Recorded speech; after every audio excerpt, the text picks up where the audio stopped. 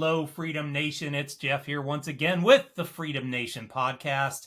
And today we're going to have a really interesting story. I've got Alan Lazaros on. Alan is a podcast host. He also helps people to become the best them that they possibly can be. And he's just got a really interesting story of how he got to where he's at. Alan, welcome to the show, my friend. Thank you for having me. I'm excited to talk about Freedom Day. Freedom Day. So he's definitely had a Freedom Day story. So let's kick that off. Why don't you tell us about your story, how you got to where you're at today? All right. So first and foremost, I love the concept of the Freedom Day and the day that you sort of break free of the cage that you've sort of put yourself in or maybe been put in. So that's awesome. My story starts at the very beginning. So I'll try to give you the briefer version. When I was 2 years old, I had an older sister. She was 6, and a mom, stay-at-home mom. And my father was away at work, and he passed away in a car accident very suddenly at 28 years old. So he's 28 years old, and I'm 2 years old at the time. So definitely grew up in adversity. I didn't know my dad well, but my mom and sister definitely did. And so anyways, I had a stepfather from age 3 to 14.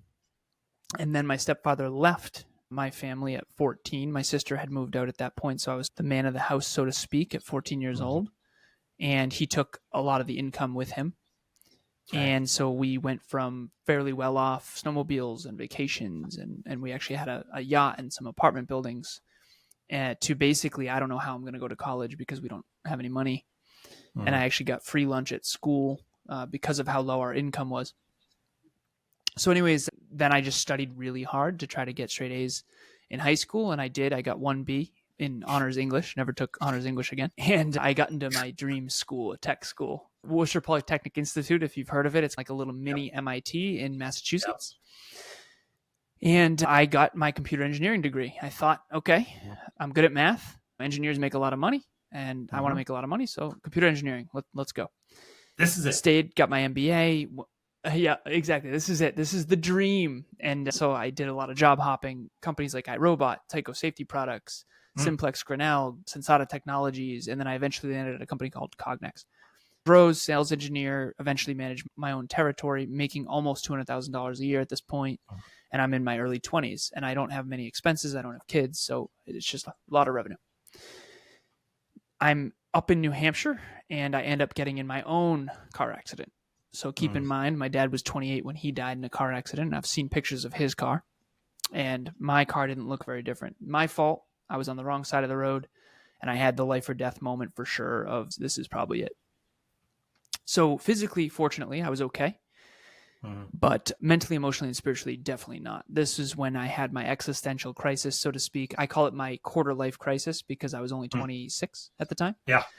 And after that was my Freedom Day, where I really just had a lot of regret. I wasn't really proud of the man I had become. What is it all for? What does it all mean? And after that, I went all in on, I always say this, so prior to 26, in hindsight, looking back, I was really successful from the outside in. Beautiful girlfriend, tons of money, all the degrees, master's in business, blah, blah, blah, tech companies, resume, all that. But after that, I really flipped the script, and I tried to be successful from the inside out.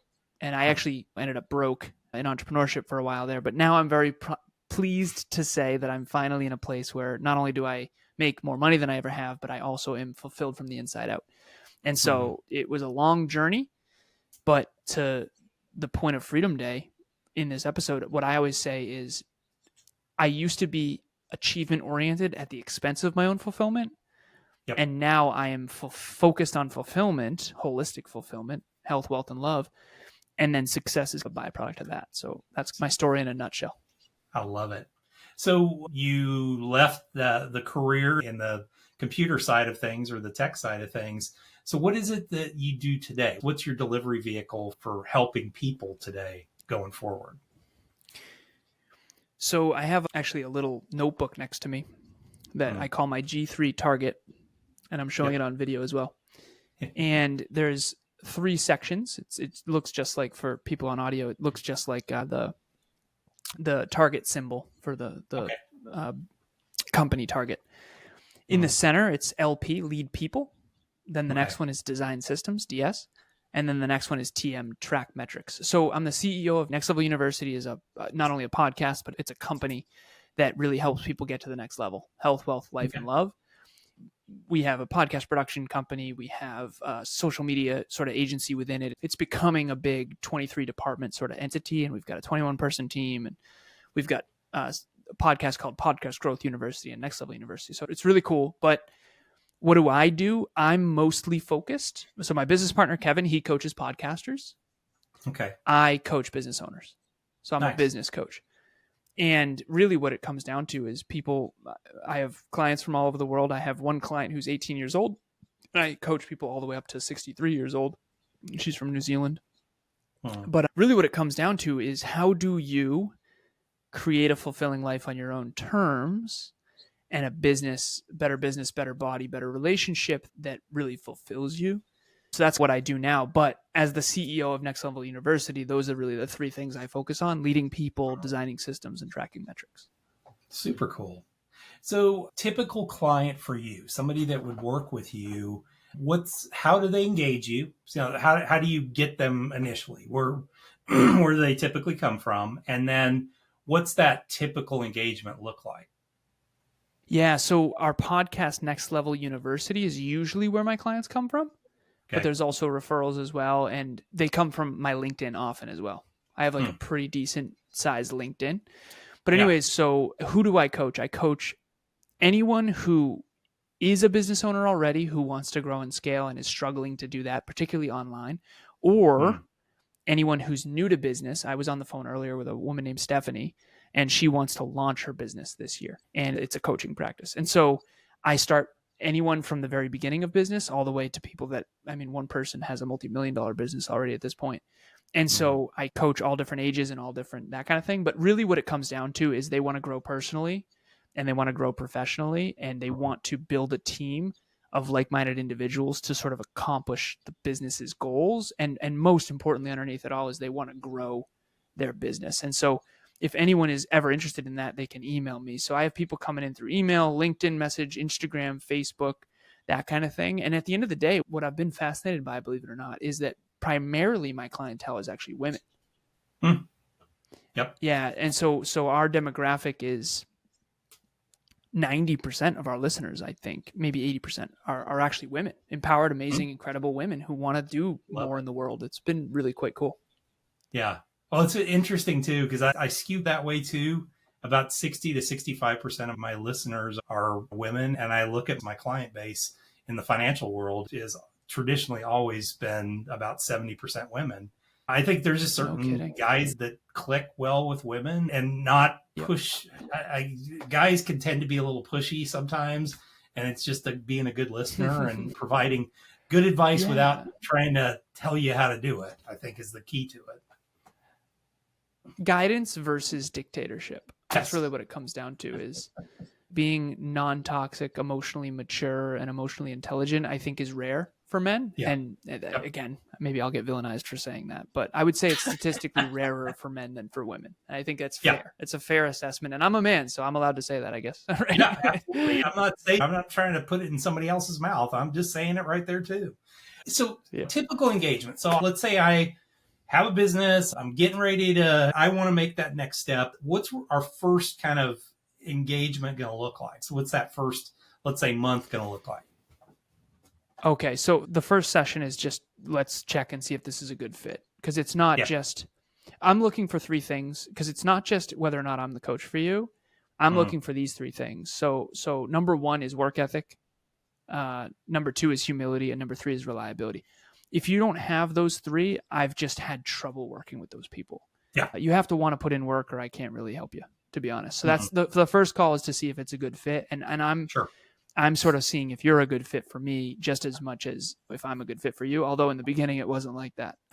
In the beginning, I needed clients. So it was mostly, I need money. So that actually never works, by the way. So they may be satisfied. You probably aren't going to be at that point. Yeah. It was a challenging time to figure out who to help and who not to help. I think it's important to know who you are good at helping and who you definitely are not. And so humility, anyone who's not humble, I just don't want to work with. That's just my truth. Okay. So what does the month look like? So I do weekly, bi-weekly, and monthly coaching. Okay. So it depends. But if you were weekly, we're drinking from the fire hose every single month, or every single week rather. I actually have my clients, really what we do is something called dreamlining. It's a really simple concept. Number one, we give one sentence of what your dream is. And this is supposed to be 10 years plus, kind of pie in the sky. Don't overcomplicate it. What's one sentence to represent your dream? Okay, so for me, mine is to create the most holistically successful self-improvement company. Okay, so that's just boom, pie in the sky, one sentence. All right, then, and picture a mountain, by the way. Top of the mountain is the dream statement. Then next you have your goals. This is yearly goals. So 2024, what are the top 3 things you want to accomplish? Health, wealth, and love. Okay, one under health, one under wealth, one under love. Then we divide those, make sure they're measurable, right? Smarter goals. So specific, measurable, attainable, realistic, time-bound, and then E is evaluate and report, which we're going to get to. Yeah. So smarter goals instead of smart goals, smarter goals. I think they try and fit all those things into there, and half of them just jumble on top of each other. But yeah, seriously. And then so you've got break them down into quarters. So you take those 3 measurable goals for 2024, divide them by 4. Okay, so if you want to get 40 clients in 2024, then that means 10 per quarter, per 90 days. Yeah. Then one more thing. Then you break that down into daily habits. So what's the one most important habit for you to get a client? And so maybe prospecting. Daily prospecting would be the habit.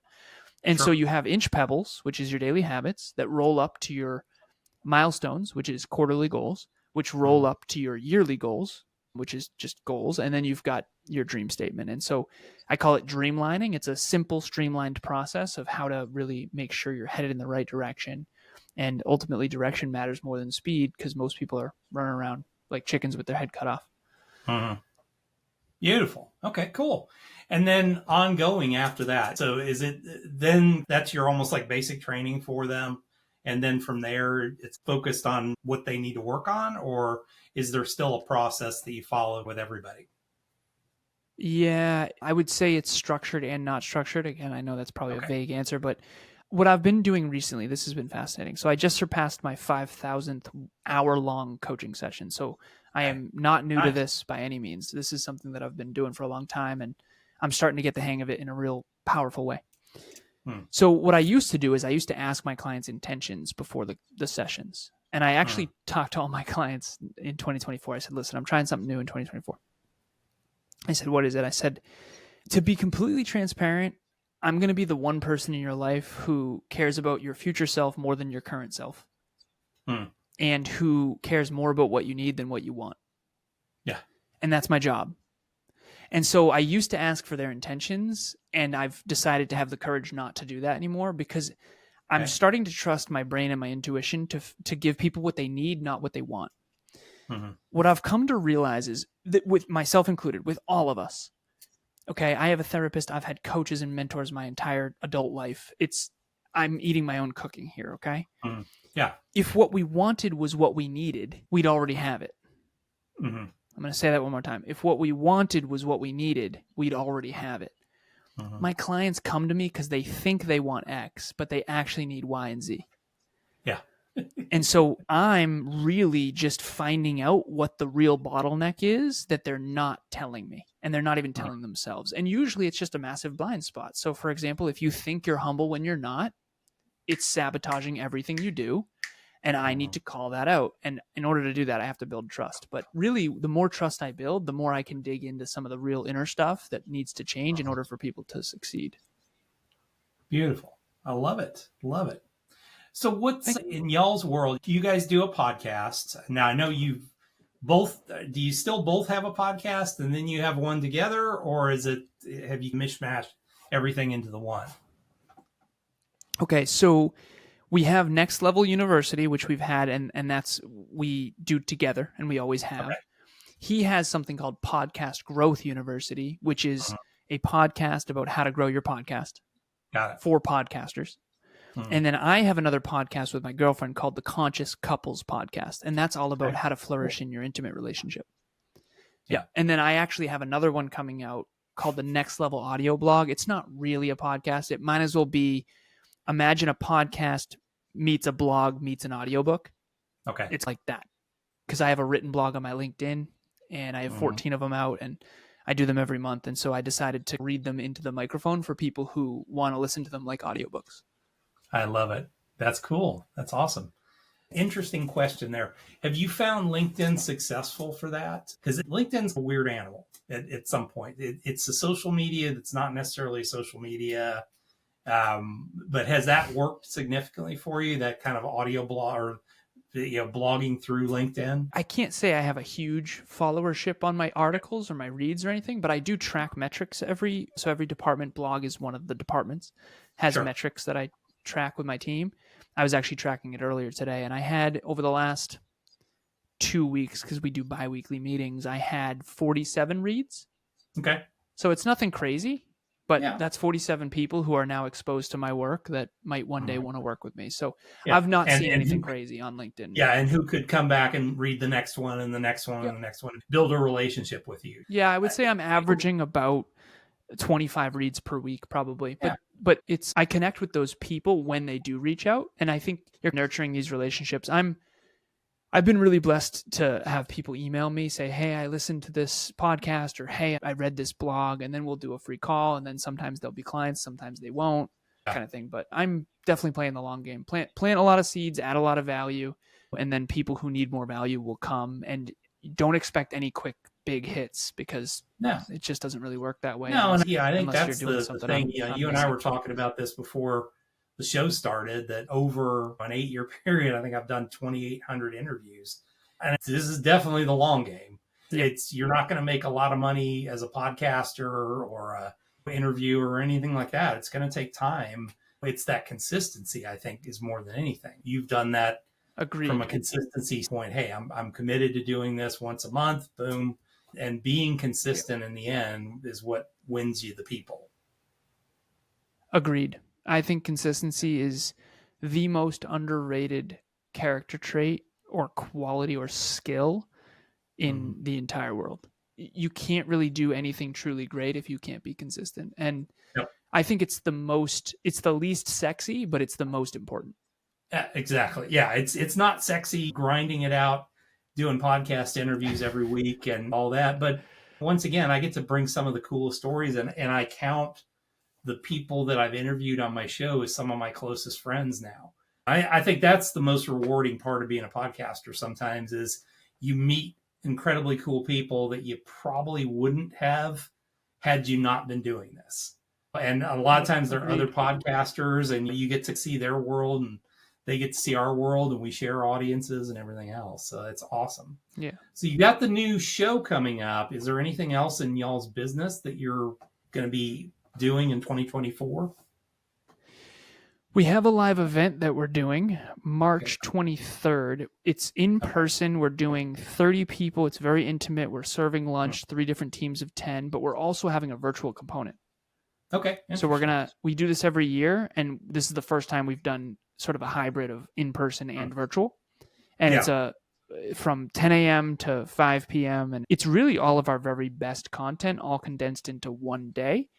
Okay. We also have a group coaching program. We have one-on-one coaching. We have a podcast production company. We have a social media agency. We have all this stuff is on the website. We have a book club. We have monthly meetups every month that are free. So we also have a private Facebook group. So we're building community, like-minded, growth-oriented people. If you're into personal growth and you don't have a lot of people in your life that are, then our community is great for you.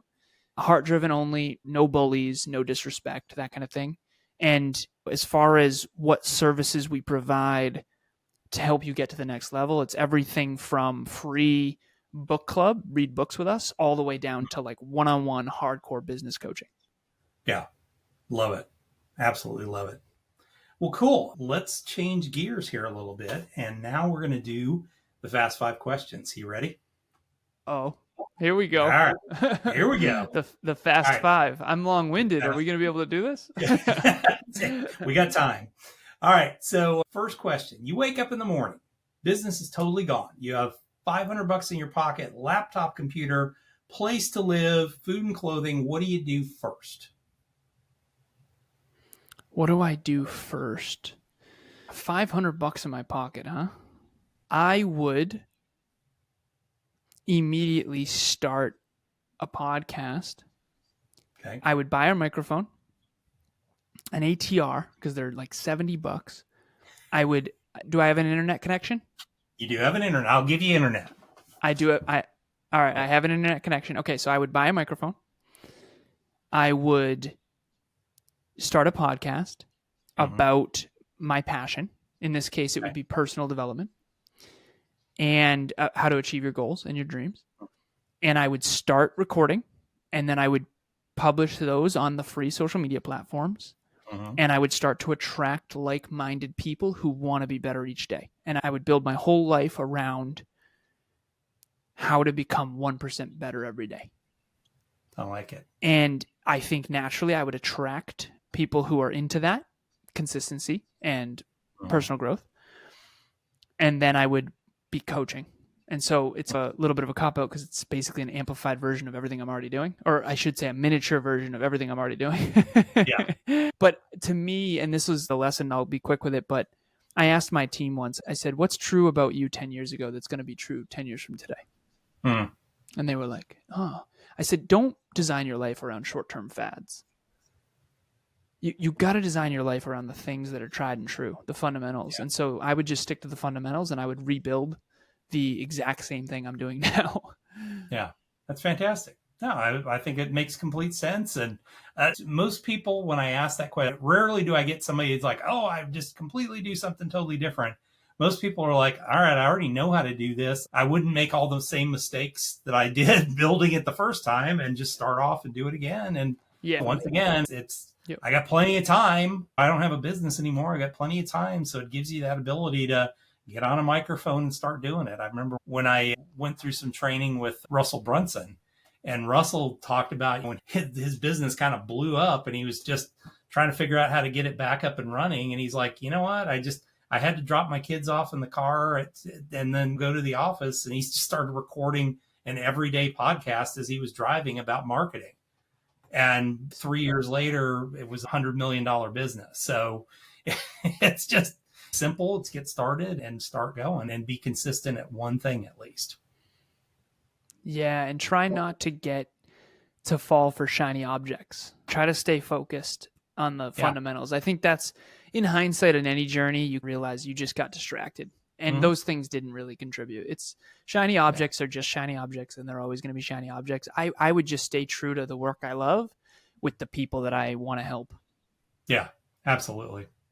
All right, next question. What is the biggest business mistake you've ever made?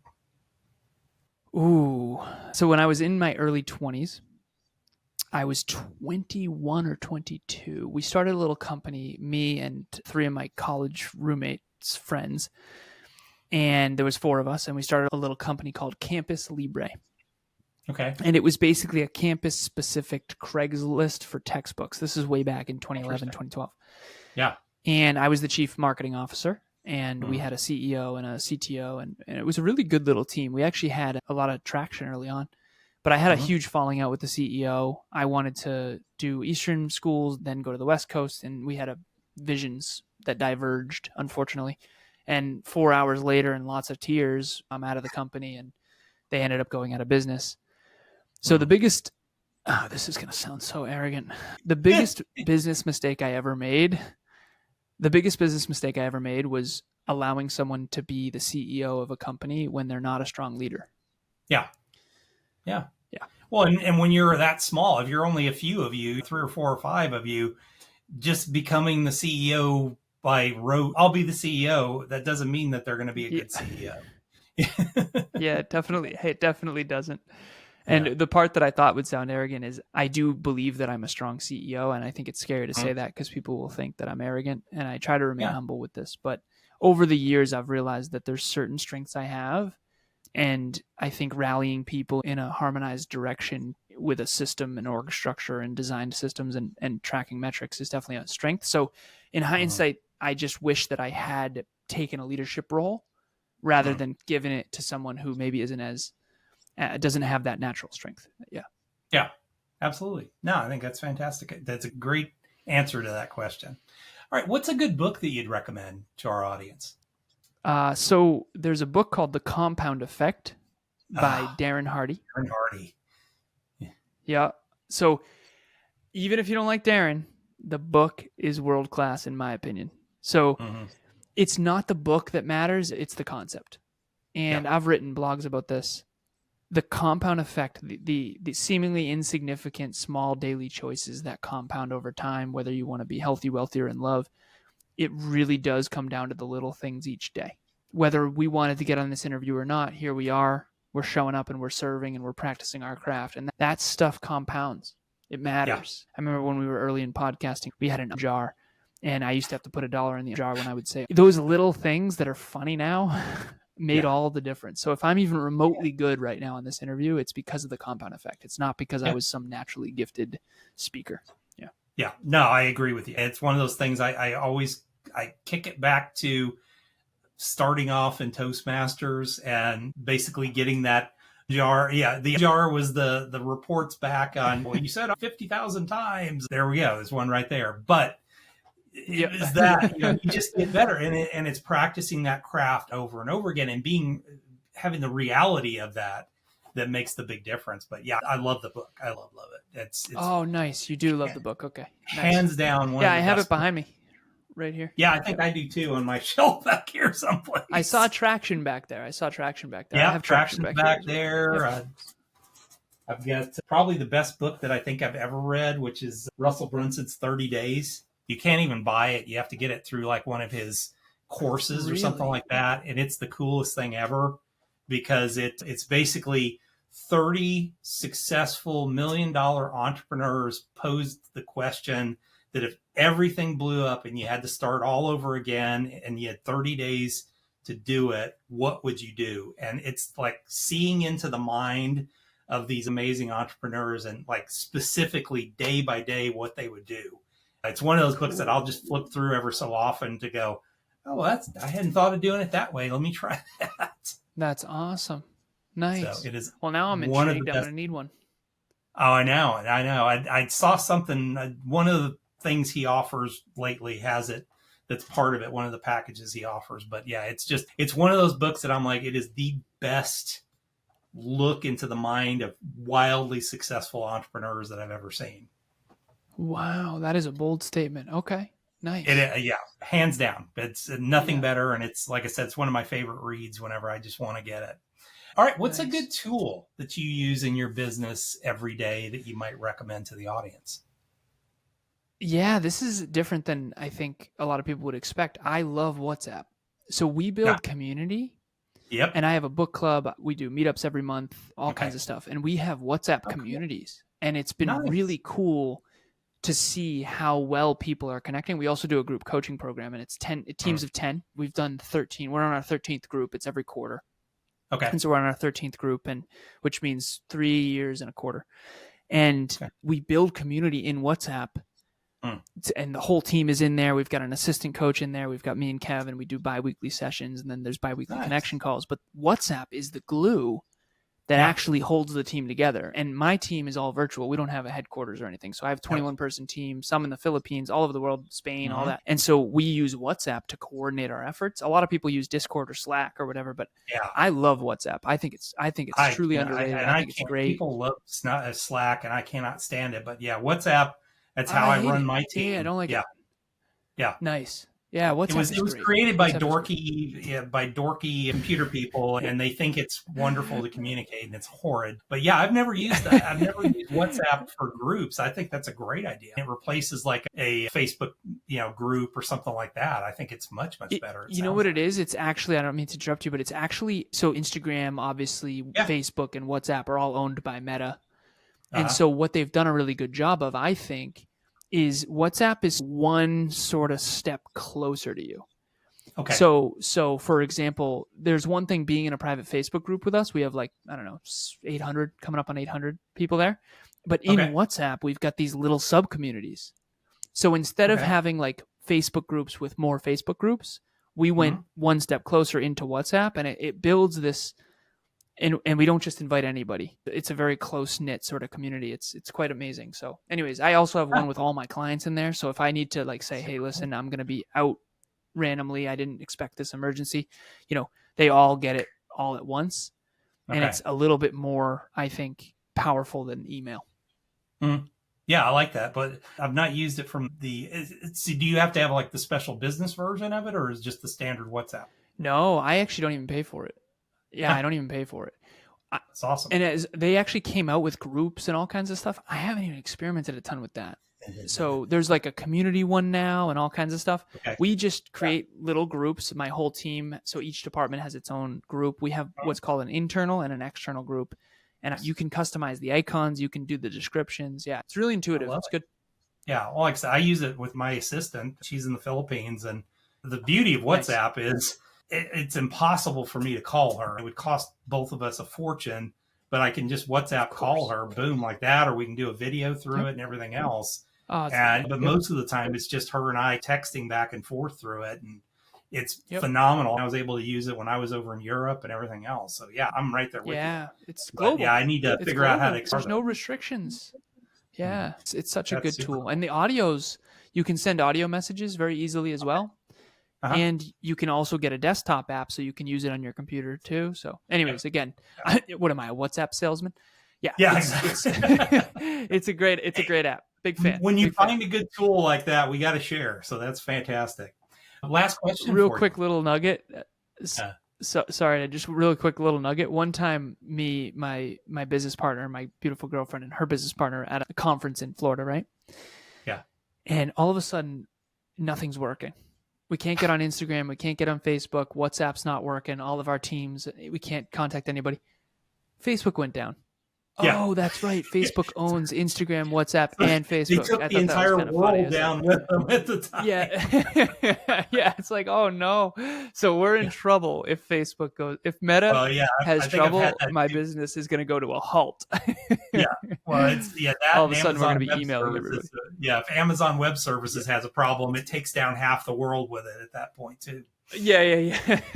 It's fun, including Facebook.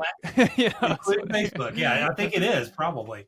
All right. So last question for you. What is your definition of freedom? I think it's the traditional one of your ability. So I have this little framework.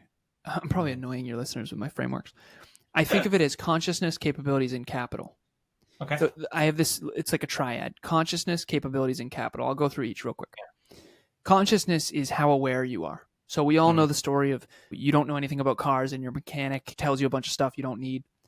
So you don't really have a choice not to get taken advantage of because you don't have high enough consciousness in the context of mechanics. Okay, so consciousness is just awareness. Okay, capabilities is skills. So you can have awareness but no skills, and now you have no utility. So, and then capital. So assuming you live in a free country, if you have the highest consciousness, the highest awareness, you have the highest capabilities, and you have the highest capital, you basically, the center of that triad is choices. And so to me, freedom is the freedom to make whatever choice I want. And so please don't associate me necessarily with Elon because I'm not for or against Elon. I just, whatever. But he has high consciousness, high capabilities, and high capital. So he can buy Twitter on a whim. So he has more freedom than I do. And so to me, that's my real goal in life underneath all of this is how do I have the highest consciousness, highest capabilities, and highest capital so that I can make the most choices, aka have the most freedom. And I think that's really cool because if I can earn money by helping others increase their consciousness, capabilities, and capital, then it's a win. And now we all have more freedom and more fulfillment, which I think is obviously a better world because people who are fulfilled and free don't typically hurt other people. Yeah, absolutely. Absolutely. That's a wonderful answer. It's one of the most in-depth ones I've heard in a long time. So thank you for that. Yeah. If somebody wants to learn more about you, learn more about your podcast and all that, what's the best place? Where's the best place to go? You can email me, alan@nextleveluniverse.com. So the podcast is called Next Level University. But the person who owns that URL is asking for way too much money. So we did nextleveluniverse.com. So Alan, ALAN, at nextleveluniverse.com. Just please, if you do email me, provide context, because like all of us, I get a lot of spam email. So please say, hey, I listened to you here. I really liked this and I'd love to connect. If you want to email me, you can. If not, you can go to nextleveluniverse.com. Everything we do is on there, and happy to connect. I love it. Well, just think of it. It's a university, but it is taking over the whole universe. So that's the easy way to remember it at that point. That was the idea. That was the exact idea. I'm grateful that came through. Awesome. Well, thank you for being on the show, Alan. I appreciate it. Please, folks, make sure that you reach out to him. His content's fantastic. I would encourage you to check it out. I've connected with him on LinkedIn. I'm going to be watching the blogs on LinkedIn and everything else. Folks, make sure that you listen up for these. If you are out there and you haven't subscribed to the channel yet, make sure you subscribe wherever you're listening or watching. And if there's the opportunity, like on YouTube, to give it a little bit of a, hey, let me know when this stuff happens, hit that little button so that you get made aware of when one of the shows comes out. We do these twice a week. So thanks a lot for listening, and we will see you guys back here the very next time.